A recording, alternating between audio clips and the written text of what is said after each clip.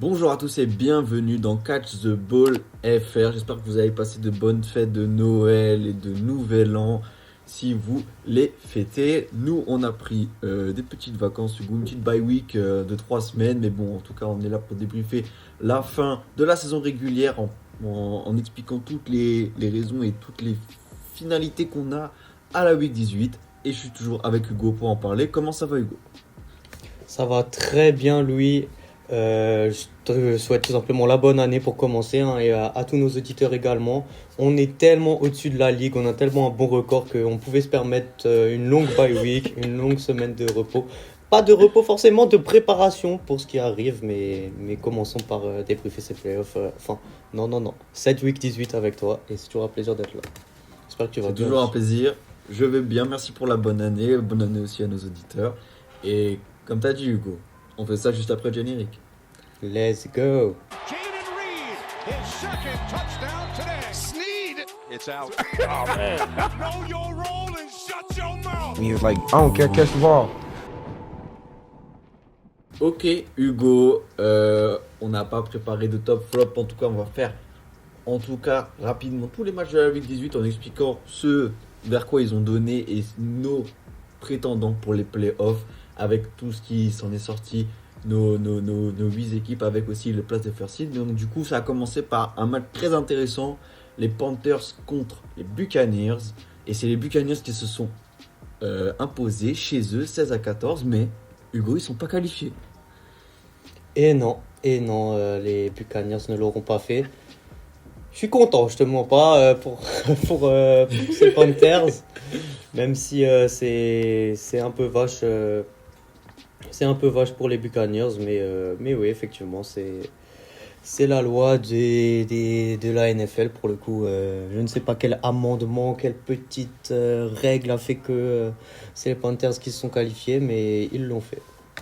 Moi je l'ai, Hugo, c'est Ouais. en gros du coup les Panthers qui ont affronté les Falcons et les Buccaneers, ils ont gagné plus de fois face aux Falcons qui eux ont gagné par contre le même nombre de matchs face aux Buccaneers. Donc du coup en gros c'est dans les confrontations directes, les Panthers ont plus gagné.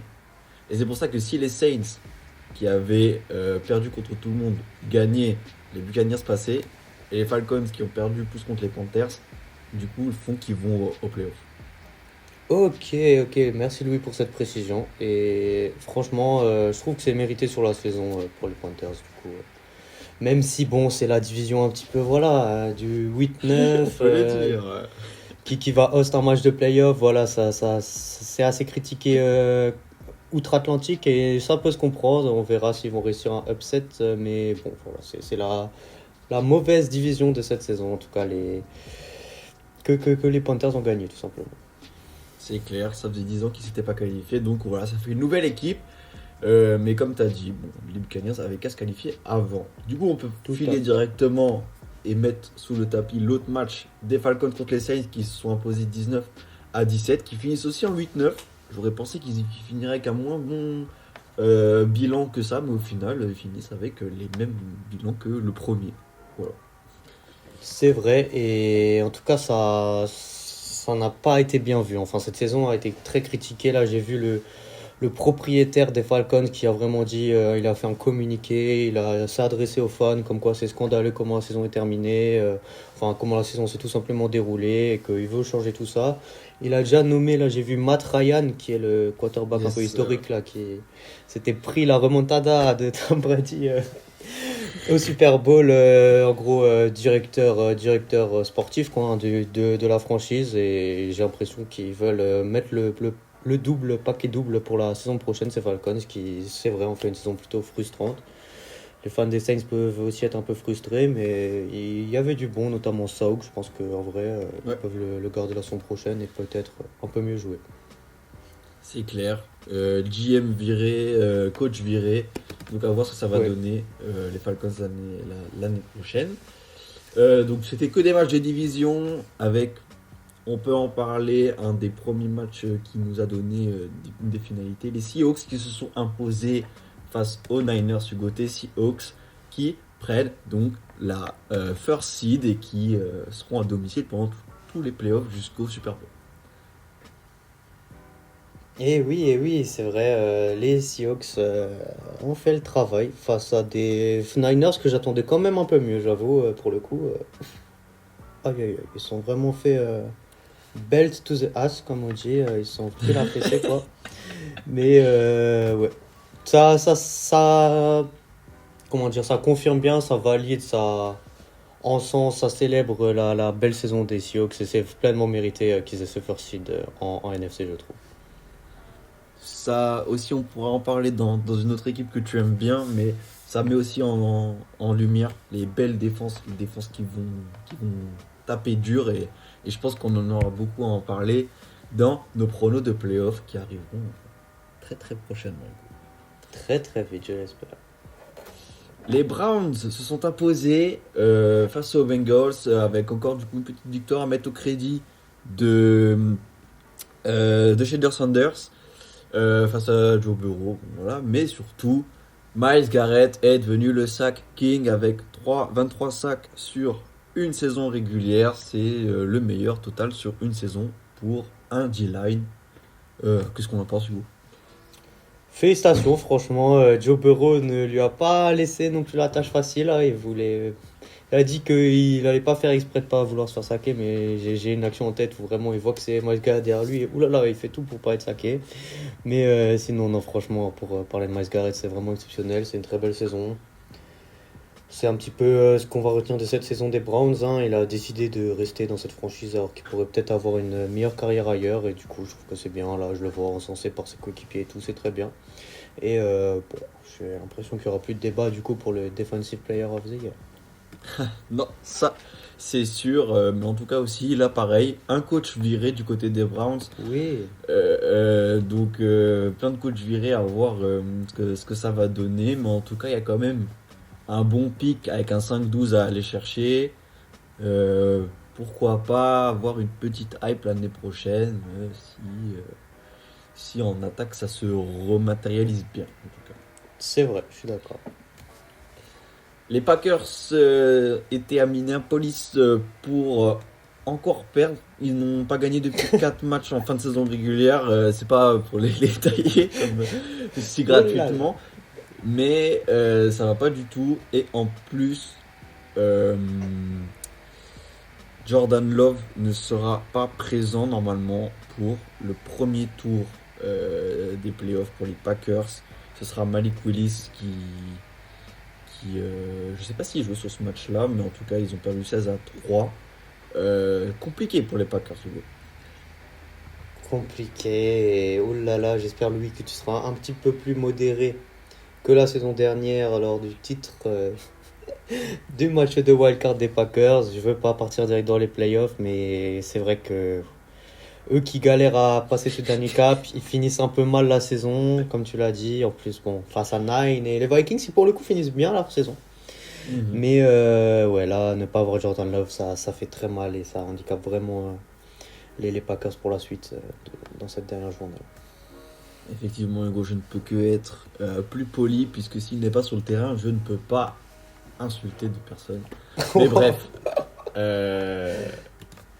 les Cowboys se déplaçaient à New York pour une nouvelle défaite, mais aussi une nouvelle victoire, entre guillemets, pour les Giants qui remportent beaucoup cette saison, 4-13. Pas la saison qu'on imaginait, mais pas aussi les blessures qu'on imaginait. Mais bon, ils finissent avec une victoire contre les Raiders et contre les Cowboys qui tous les deux n'avaient rien à jouer. Et au final, c'est les Giants qui en sortent vainqueurs. Oui, Louis, mais la saison prochaine, parce que there is always next season, vous verrez les Cowboys. On est reparti dans le cycle. Supplément, Jerry Jones a déclaré qu'il veut être... il arrêtera sa carrière, son objectif de vie en fait finalement, hein, c'est d'arrêter sa carrière quand il sera le propriétaire d'une franchise qui aura gagné le plus de Super Bowl. Sachant qu'il en a 3 et que Kraft, le propriétaire des Patriots, en a 6. Voilà.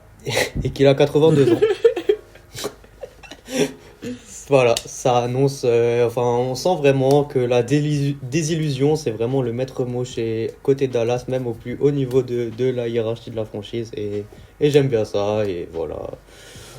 Voilà, on va un peu les vanner, mais Jackson Dart finit bien sa saison de rookie, hein, franchement, et ça aura été, mine de rien, un des rookies de la saison. Et c'est bien pour les Giants aussi, cette victoire. C'est vrai, on parle beaucoup de titres individuels, on pourra en reparler juste avant notre vidéo pour les NFL Honors qu'on a fait l'année dernière et qu'on refera cette année, j'imagine. Mais oui. Mais du coup, filons à Jacksonville qui a gagné 41-7 contre Nashville. La dernière fois que je parle de Nashville cette saison. Et c'est la dernière fois que je les target cette saison. Ouais.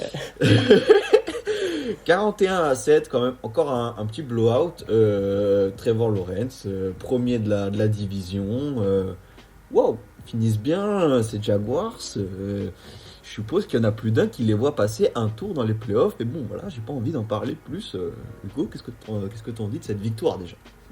Bah franchement, ils peuvent pas finir la saison d'une meilleure manière, hein. Là, c'est vraiment, on l'a dit, on le redit, et on le dit encore une fois d'ailleurs, c'est face à Nashville, certes, mais c'est un statement. Je sais pas si le mot statement s'approprie à une victoire face aux Titans, mais quand même, 41 comme ça, tu vois, alors que ils auraient pu en avoir vraiment rien à faire. Franchement, ils auraient quand même gagné le match avec l'équipe B. Alors, je sais qu'il y a eu des changements et tout, mais quand même, Trevor Lawrence, 255 yards, voilà, 3 touchdowns. Voilà, ils sont vraiment, vraiment prêts pour les playoffs et ils prennent la division, c'est vrai. Et c'est amplement mérité, je trouve. C'est clair, Hugo. Dans la même division, les Colts ont perdu face aux Texans, mais ça s'est vraiment joué de pas beaucoup. En tout cas, il y a eu une vraie tension dans ce match avec non pas Phil Rivers, Papy Rivers en tant que quarterback, mais Riley Leonard que je connaissais grâce à toi, Hugo, et un peu l'intérêt qu'on a porté l'année dernière pour le college football. Ancien QB de Notre-Dame qui a fait un super match et je l'aurais bien mis MVP. Voilà, on n'a pas préparé les catégories pour cette semaine, mais Riley Leonard, c'est mon MVP et je lui donne, Hugo. On n'a pas parlé de Cam Little et son 67 voilà, j'allais dire, yards, 6-7 yard field goal. Ton MVP, c'est du coup mon MVP pour finir cette saison régulière. Très bien. Mais en tout cas, du coup, il y a un 38, même si ça se tirait la bourre pendant tout le match, des Texans qui finissent encore sur une victoire qui était en 0-3. Hugo, on les enterrait pas, mais on disait ça allait être compliqué pour avoir les playoffs parce qu'en 0-3, on se dit la dynamique est pas bonne. Et finalement, on finit en 12-5 chez Houston. Waouh! Félicitations vraiment aux Texans. J'en reparlerai un peu plus du coup dans la vidéo playoff parce que j'aime beaucoup cette équipe, mais moi je voudrais quand même finir sur les Colts parce que c'est vraiment, on n'en parlera plus. C'est la fin de saison. C'est vrai. Et quelle saison! Ils ont vécu vraiment des sacrées émotions. C'était les montagnes russes, les fans des Colts, là, ce qu'ils ont vécu cette saison. Et franchement, ça me rend assez triste pour eux. Voilà, je le dis. Je pense qu'ils méritaient un peu mieux. Hugo, quand j'ai fait mon édito, ils étaient en 8-1 partis pour les 10 victoires. Je disais 9-1 et au final ça finit en 8-2 et là ils sont 8-9. Donc c'est quand même que le downfall est assez grand, mais les blessures n'ont pas aidé, etc. Et s'il y a une association l'année prochaine avec un Daniel Jones qui revient bien et un Riley Leonard que moi je veux voir, parce que franchement il y a eu des big pourquoi pas, hein. Ça paraît. Et mais je comprends pas, il avait drafté, ils lui l'ont trade à un moment. Non, j'avais totalement oublié là. Pourquoi ils l'ont pas utilisé plus tôt? J'ai pas regardé explicitement l'histoire, mais je pense que ça a été une signature comme ça faite. Je sais pas si c'est avec une franchise, ouais, parce que je pourrais avoir utilisé Phil Rivers s'il y avait Riley Leonard, mais normalement, ils disaient qu'avant Rivers, c'était leur tight end qui était leur QB, leur QB de backup. Et franchement, là, ce qu'il a montré, c'était très très fort. Et je pense que c'était une signature qu'ils ont fait comme ça avant la Big 18 pour le tester. Et moi, je pense qu'il faut le prolonger s'il n'est pas prolongé. Franchement, ouais, parce que c'est pas 270 yards comme ça contre la défense des Texans. Du coup, franchement, très beau match de sa part. Très beau match de sa part, Hugo. On file dans une division qui était jouée vers le bas avec une équipe qui a atteint un record, je crois, un record all-time Hugo, puisque les Bills se sont imposés 35-8 face aux Jets. Déjà 8, c'est un, c'est un score qu'on voit pas beaucoup. Oui. Mais en plus, les Jets finissent avec 0 interception provoquée sur une saison de NFL, un record qui n'a jamais été enregistré depuis que les interceptions sont comptabilisées dans les statistiques. Et ben, c'est vraiment ça qu'on va retenir de la saison des Jets. Franchement, au foot européen, je suis fan de Liverpool. On me fait que me dire Virgil van Dijk, s'il se fait pas dribbler, c'est parce qu'il fait que reculer. Bah là, si les Jets n'ont pas d'interception, c'est parce qu'ils lancent pas la balle, si je peux me permettre. Non, mais C'est vrai. franchement, je sais pas si t'as vu Stephen A. Smith là qui a allé sévère contre les Jets là. Waouh. Vu que du coup ils ont le deuxième pick de draft, il me semble, et il a dit, Oui. bah d'ailleurs. C'est un sujet en off qu'on avait sur Dante Moore, le quarterback de Oregon, qui du coup serait potentiel second pick de la draft, qui irait peut-être aux Jets. Et Stephen A. Smith a dit, si j'étais lui, je ferais tout pour être possible sans niquer, déranger sévèrement ma santé. Je ferais tout pour avoir un problème qui fait qu'il ne vaut pas me drafter parce qu'aller aux Jets, c'est la mort, quoi. Et voilà. Comment est-ce que beaucoup de coachs ont été virés, on l'a dit, Aaron Glenn ne l'a pas été. Je ne sais pas quoi retenir de cette saison des Jets à part que elle est vraiment terrible, quoi, tout simplement. Terrible. C'est très Mais très pas inquiétant, d'interception. Hugo. Parce que mes patients n'ont pas d'interception provoquée, alors que Aaron Glenn était le defensive coach des Lions. Donc, qu'est-ce qui se passe à New York? Ah non, c'est grave, vraiment c'est grave. Bon, C'est pas donc forcément. du coup c'est des interceptions défensives. Oui, c'est des Ok, interceptions, oui, ok, Ah, autant non, pour non, moi. non, non. C'est pas Justin Fields qui ok. Non, Hugo, je l'ai cru aussi. Et franchement, je me suis dit, ah, ok, bien, bon, pas d'interception, trop fort, ok. Non, c'est aucune interception provoquée par la défense des Jets. Ah ouais, oh purée. Ah ouais. Ok. Pas de pic, tout simplement. Donc, voilà, c'est une défense pas terrible, qui aura fait 3 victoires dans la saison. Pas, est-ce qu'il y a un record qui est pire? Non, je crois qu'au final, ils sont à égalité. Peut-être Si les Raiders. Non, les Raiders, il me ils semble ont qu'une 3-14 fois aussi.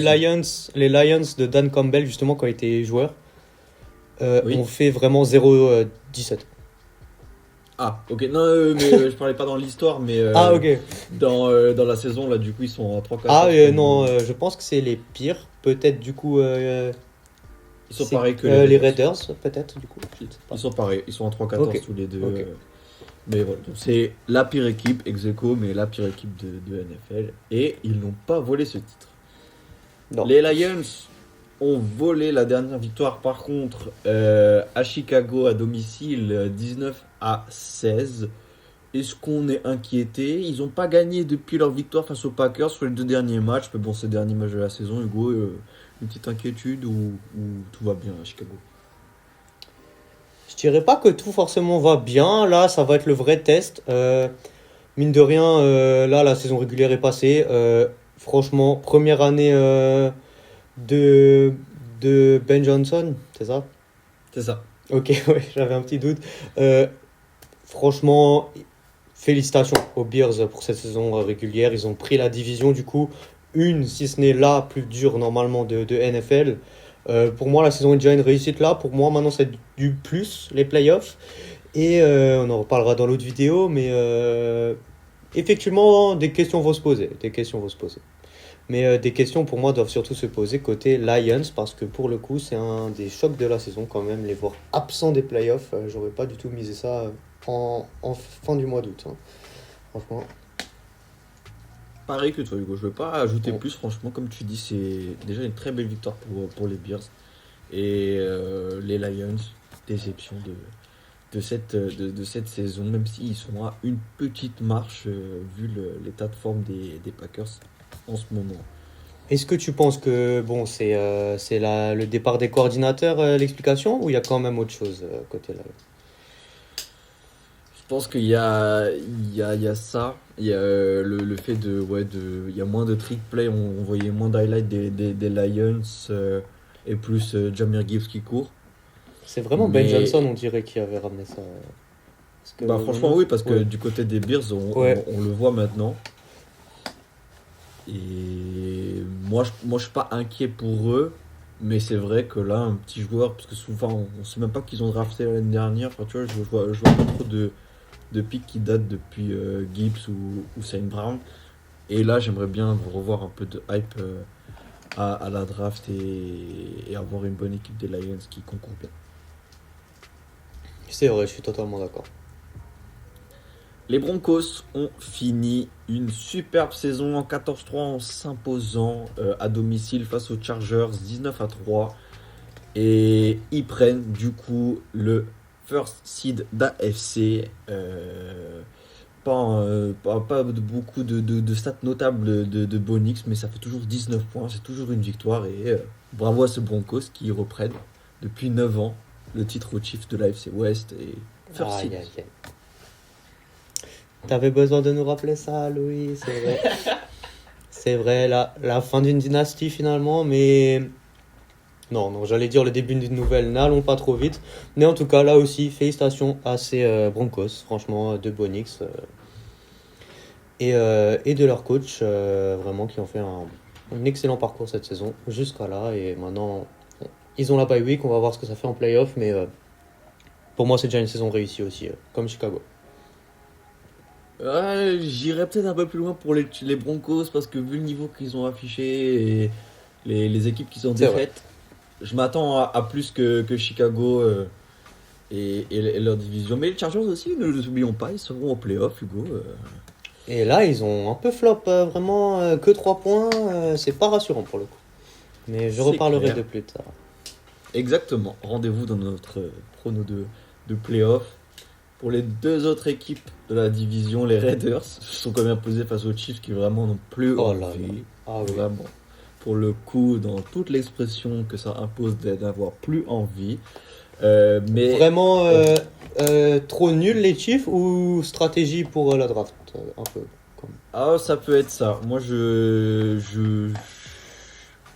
j'y crois. Enfin, en À plus, partir là, du moment où je ils pense que- savaient que c'était mort pour les playoffs, tu vois. je me dis aussi qu'il faut éviter les blessures, tu vois. Ouais, c'est vrai. Etc. Mais aussi, du coup, Hugo, peut-être dernier match de Travis Kelce, dont on a déjà parlé dans nos 6 minutes de la dernière vidéo. Mais voilà. Est-ce que tu penses que ce sera vraiment son dernier match? Alors ça va faire bizarre ce que je vais dire, mais je l'espère. Enfin, là, il faut, tu vois, comme on l'a dit dans les 6 minutes, enfin, l'année de plus, je vois pas ce qu'elle apporterait, tu vois. Du coup, enfin, voilà. Arrêtons-nous là. Totalement d'accord, Hugo. Et les Raiders, du coup, qui finissent avec une victoire, mais qui prendront le first pick, comme tu l'as dit Ouais. tout à l'heure. Vraiment une saison à oublier pour ces Raiders, avec un Geno Smith qui a marché le premier match. Et puis, semaine A ou B, je pense qu'il n'y a pas eu Ah non, pas. d'alternance. Franchement, là, on est resté sur des semaines B et des semaines battues. Et je pense même que l'alternant va être viré des Raiders la saison prochaine et qu'ils vont en prendre un nouveau. Exactement, le coach a été viré, Hugo, c'est officiel. Et à voir tout ça. On file à Los Angeles qui finissent bien, eux, 37-20, avec des belles statistiques, 4 touchdowns pour Matthew Stafford, une belle victoire. Malheureusement, ils se font chipper la place par les Seahawks en tout premier. Mais ça, c'était déjà joué un peu avant, puisqu'ils sont que en 12-5 et qu'ils ont perdu les face-à-face aux Seahawks. Mais ils finissent bien, et puis on les sent quand même un peu bien pour les playoffs, quoi. Oui, bien pour les playoffs, même si... Moi qui les ai encensés toute la saison, je trouve la fin de saison pas aussi bien que ce que je m'attendais, malgré ce beau match. Hein. Mais je les voyais déjà prendre la conférence, tu vois. Voilà, voilà. Je suis pas dans la vision que j'ai eue. On allait être un peu plus fort à ce moment-là, tu vois. Mais ça ne veut rien dire pour les playoffs. Rendez-vous dans notre vidéo pour les playoffs, Hugo. Mais je viens de voir un truc. les Cardinals sont aussi en 3-14 et c'est donc la pire équipe, ex aequo avec les Jets et les Raiders. Je ne pensais pas que le nombre de défaites s'accumulerait autant parce que Brissett faisait des bons matchs, mais ça finit quand même en 3-14 les Cardinals. Sauf que, tu vois maintenant, les Cardinals dans la division là, des Panthers et des Buccaneers, je pense qu'ils n'auraient pas fait une si mauvaise saison. Mais là, ils étaient dans la division de la mort, la division of Doom, comme on l'appelle là. C'est le nouvel Avenger, c'est terrible. Là. Wow, la division, la NFC West cette saison, c'était vraiment Seahawks, Rams, and my friend, 49ers. And my friend Steve, Cardinals, quoi. Cardinals. Ils ont vraiment pas eu de chance. Non, mais bon. Je suis d'accord avec toi, Hugo. Bon, au final, ça leur fera quand même un bon pic et C'est on vrai. espère que si Brissett reste, que ça puisse amener quelque chose de bien l'année prochaine. De retour en AFC, les Patriots donc non pas le first seed, mais finissent encore sur une belle victoire 38-10 face à des Dolphins qui ont viré aussi McDaniels qui voilà n'est plus coach d'un banc de NFL. Très bonne saison pour les Patriots. Là aussi, comme tu disais, est-ce que c'est déjà satisfaisant? Moi, je suis dans l'optique là, oui, c'est satisfaisant. Et Ok. si ça passe pas trop, j'ai moins d'attente que les Broncos pour eux, mais bon, je vais pas trop spoiler. Ok, moi non plus je vais pas spoiler du coup, je vais saluer la belle saison juste vraiment des Patriots pardon, mais la même excellente, hein, franchement saison, ils ne pouvaient pas avoir mieux, je pense que c'est la meilleure saison depuis l'ère Brady et ça doit clairement l'être et c'est très fort. C'est très fort. J'en parle juste un tout petit peu. Mais donc du coup, les deux QB qui sortent de cette saison régulière, c'est Matthew Stafford qui lead en passe et en touchdown, mais dans l'attitude aussi Drake May. Et pour moi, dans cette discussion-là, il n'y a que deux QB qui peuvent concourir au titre de MVP. Trevor Lawrence, Trevor Non. Lawrence, c'est un peu tard, mais je suis d'accord. Moi, je suis d'accord qu'on pourrait le mettre dedans, mais je le mets pas. Mais bon, si tu le mets dans la discussion, ok. On va pas en pour vrai les non, Honors. c'était pour faire du débat, mais D'accord. enfin non, c'est le troisième, mais le débat c'est vraiment entre Drake May et Matthew Stafford, c'est vrai. Mais Et toi, bon, qui tu moi, me donnes, Hugo? moi, je le donne bien Hop. sûr à mon quarterback des Rams, Matthew Stafford, franchement. Même si, franchement, il y a débat. Hein. Franchement, il y a débat, Hugo, mais moi, je le donne aussi à Matthew Stafford parce que Ouais. mais aura l'occasion d'en gagner tout plein. C'est Là, vrai. c'est la saison Stafford. Il y a vraiment juste cet avant-dernier match où il fait 3 pics. Ça crève le cœur sans ce match avec les 3 pics. Bah, c'est dommage, il finit avec une saison presque parfaite. Parce qu'avant, il n'y avait que des interceptions, je crois. Mais bon, on le donne tous les deux du coup à Stafford. On file à Philly qui finit pas top non plus avec une défaite face aux Commanders. Il n'y avait pas les titulaires, hein. Jalen Hurts n'était pas là. Mais Philly déçoit. Enfin, la hype est un peu descendue progressivement, quoi. Ah, même pour, j'ai envie de dire, franchement, la hype est morte. Hein. Enfin, on parle quand même du champion en titre qui a été vraiment l'équipe de l'an dernier est rentrée dans l'histoire vraiment. Genre, c'est une grande équipe de NFL, tu vois. Les Eagles de l'an dernier. Mais cette année, alors que j'ai pas l'impression non plus qu'il y ait tellement de changements. Rien à dire. Rien à dire, Oh Hugo. Par contre, dans le dernier match là qui a là. clôturé cette saison, Oh. quel drama encore la NFL nous a produit dans son script. Oh Puisque là. les Steelers, Hugo, l'ont fait et je ne manque pas de rappeler que j'ai pris ce pic de Steelers qui le faisait. Est-ce que c'est bien, est-ce que c'est mal? On pourra en reparler ça dans une vidéo de playoff, mais ça se passe à un field goal qui était quand même assez... Bon, il y avait beaucoup de vent, mais qui n'était pas le plus dur à mettre. Et Loop, qui est un rookie, donc on ne va pas lui en vouloir. Ah bah, Le crois-moi rat. que sa carrière est finie, je pense. Je sais pas, mais en tout cas, il en avait réussi quand même dans le match. Mais bon, ça passe très très à droite du poteau. Et au final, c'est Aaron Rodgers et les Steelers qui vont aller en playoff au détriment de Lamar, je fais de la gueule, Jackson. Oh. Oh, tu tires sur Lamar comme ça alors que franchement, le pauvre. Le pauvre, parce que chaque année c'est un truc comme ça. Lui il fait pas un mauvais match. Et l'an dernier c'était Mark Andrews qui catche pas. Là c'est même pas au playoff et surtout ce field goal c'est scandaleux quoi. Scandaleux. Mais bon, je vois que tu es très content que Papy Rogers aille au playoff, très bien. Les Steelers sont qualifiés. Bon, je faisais pas cher de la peau de l'équipe qui allait de toute manière gagner la division et se qualifier, mais ouais, c'est dramatique pour les Ravens qui ont pris la responsabilité, hein, parce qu'ils sont quand même allés virer Monsieur Harbaugh, coach vraiment là depuis des années, vraiment très en place. Fallait le faire, mais pour moi il fallait effectivement le faire parce que là. Lamar Jackson, c'est un Hall of Famer qui va peut-être jamais avoir de bague. À un moment, faut... Baltimore doit réussir à passer ce cap, quoi. Et là, ne même pas aller au playoff, c'est vrai que c'est une très mauvaise saison de leur part. 18 ans, Hugo. 18 ans que Monsieur Harbaugh était présent sur le banc des Ravens, pressenti, je crois, pour aller aux Raiders. Ça, c'est pas encore fait, mais c'est vrai, Hugo. Je l'ai même entendu aux Giants avec comme coordinateur offensif Mike McDaniel. Et ouais, je l'ai même entendu QB de Paris aux Musketeers. Et bien sûr, il veut venir parler de ces rumeurs, il est bienvenu. Il est bienvenu, Hugo. Mais en tout cas, voilà tous les dramas qu'il y a eu dans cette Week 18.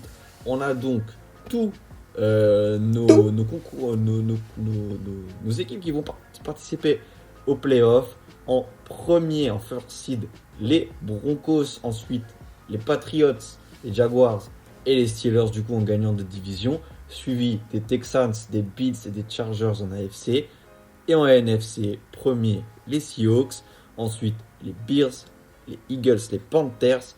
Ensuite, les Rams, les Niners et les Packers. Wouh, sacré playoff. Franchement, vu qu'on clôture la saison régulière, what the fuck cette saison. Franchement, c'est l'expression que je prendrai pour la qualifier. D'énormes surprises.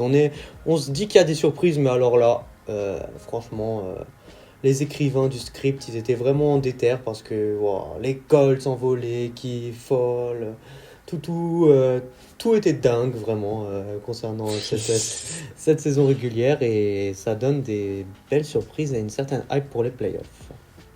Hugo, en tout cas, c'est toujours un plaisir d'en parler avec toi et j'ai l'impression qu'on se retrouve très très très prochainement pour parler justement de ces playoffs. Direction Santa Clara, Hugo. Direction Santa Clara, let's go. Got you.